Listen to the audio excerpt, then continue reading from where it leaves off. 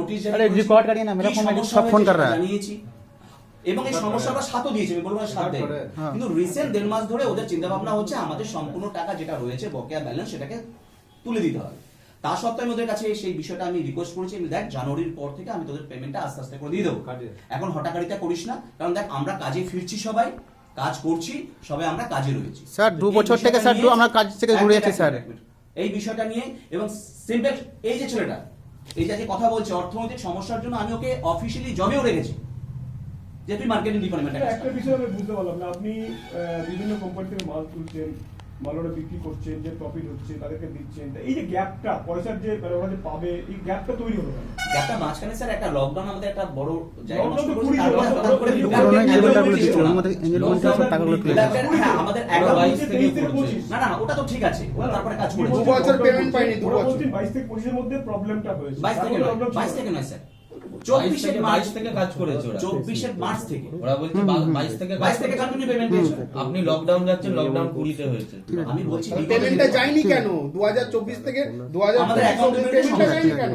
তাহলে আপনি যে এই কথাটা বলছেন, যা টাকা ইনভেস্ট করেছে সকলেই স্বেচ্ছায় ইনভেস্ট করেছে, প্রোডাক্টের উপর ইনভেস্ট করেছে, প্রোডাক্টের উপরে ইনভেস্ট করেছে। মানে আপনি কোনো টাকা তার জন্য শেয়ার মার্কেটে খাটে এরকম কোনো আপনি টাকা নেননি না, মানে এদের অভিযোগ সম্পূর্ণ ভিত্তিহীন, আপনি ভিত্তিহীন। একবারে বলছেন একদম ভিত্তি।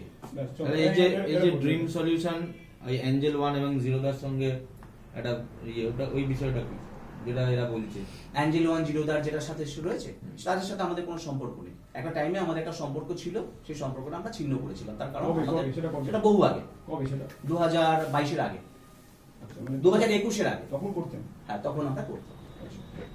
কিন্তু এদের যেটা অভিযোগ যে আপনারা ওইখানেই টাকাটা খাটেন। না, না, না। স্যার আমাদের থেকে স্যার ওইভাবে টাকা স্যার নিয়েছে স্যার একদমই না রাইট, আপনার সঙ্গে অভিযোগ। স্যার স্যার টাকা নেবার পর স্যার পিছন থেকে স্যার এগ্রিমেন্টগুলো স্যার দিয়েছে স্যার পিছন থেকে স্যার আপনি তো করেছেন স্যার। তুমি করে নাওনি কেন? আপনি স্যার আপনি তো পিছন থেকে স্যার ওটা দিয়েছেন স্যার। আপনি ইংলিশে মানে আমরা কি ইংলিশে পড়তে পারি আপনি সেটা বলুন স্যার। হ্যাঁ ট্রান্সলেশন হয় তো কি ক্যালকুলেশন হয়? ট্রান্সলেশন করো। আপনি সব টাকাগুলো স্যার আপনি নিয়ে বসে আছেন স্যার আমাদের স্যার। তুমি বাংলা ট্রান্সলেট করো, এবং তুমি যে মানি রিসিপ্টটা পাচ্ছ সেটাও তো স্যার মানি রিসিপ্টে যদি দেখা যায় সেটাও তো আমরা আমার কাছে স্যার পুরনো এগ্রিমেন্টগুলো আছে স্যার। আপনি এঞ্জেল 1 নিয়ে যেটা নিয়ে স্যার ঠিক আছে স্যার আমি দেখাচ্ছি স্যার এক মিনিট। তুমি দেখাও। ঠিক আছে ওই পেপারটা তুমি করেছিলেন? হ্যাঁ ছবি করেছি। এইগুলো করেছে। এই যে গ্রুপ, এই যে গ্রুপ করেছে, এই যে গ্রুপ করেছে, এই যে গ্রুপে যে অকথ্য ভাষা এবং থ্রেট আমাদেরকে তুলে নিয়ে যাবে, আমাদেরকে মার্ডার করবে। আপনি তো স্যার আমাকে ঠেট দিয়েছেন স্যার, পুলিশকে ঠেট করাচ্ছেন স্যার। আপনি তো ঠেট করাচ্ছেন স্যার আমাকে স্যার 3 বার স্যার ফোনে স্যার থানা থেকে কতবার ফোন করেছেন স্যার আপনি আমাকে। লালবেড়া থানা থেকে চুজো থানা থেকে আপনি ফোন করেছেন আমাকে বারবার। এরপর কি আছে? এটা হচ্ছে রবি কুমারকে আমি যে পেমেন্ট করেছি লাস্ট পেমেন্ট, সেই পেমেন্টের রিসিভ এটা। তারপরে মানে কি বেশি করেছেন বলুন? এই যে আমাদের কাছে যে পেমেন্টটা পেতো সেই পেমেন্ট ইস্যুতে মানে এটা উনি প্রোডাক্ট ইয়ে করেছিলেন। এক্স্যাক্টলি যেটা করেছেন তার যে প্রফিটটা, সেই প্রফিটটা আমি ওকে কন্টিনিউ দিয়ে গেছি। মানে 12 লাখ টাকা 14 লাখ টাকা? না না না, ওর আছে 1,25,000 টাকা সামথিং। স্যার আমাকে প্রোডাক্ট দিয়েছেন তো স্যার। আমি কি প্রোডাক্ট নিয়েছি স্যার আমি তো জানি না স্যার। প্রোডাক্ট তুমি নাওনি, প্রোডাক্ট বুক করেছো তুমি। কি প্রোডাক্ট বুক করেছি স্যার আমি জানি না স্যার। আমি কি প্রোডাক্ট নিয়েছি আমি স্যার। এরা যদি মনে করে যে ওই 1 লাখ কত টাকার প্রোডাক্ট ওরা নিতে পারে, হ্যাঁ নিতে পারে। হ্যাঁ প্রত্যেকে যদি মনে করে যে যার কন্ট্রিবিউশন এখানে রয়েছে তার যদি মনে করে যে তারা প্রোডাক্ট নিতে চায় একবারে নিতে পারে। মানে এখন নিতে পারে? হ্যাঁ নিতে পারে। মানে এতদিন কেন নেয়নি? না নেয়নি ওরা। আপনি স্যার ফরেক্স নিয়ে স্যার আপনি টাকাগুলো স্যার তুলেছেন স্যার। ওটা ওই অফারটা আমার কাছে আছে স্যার।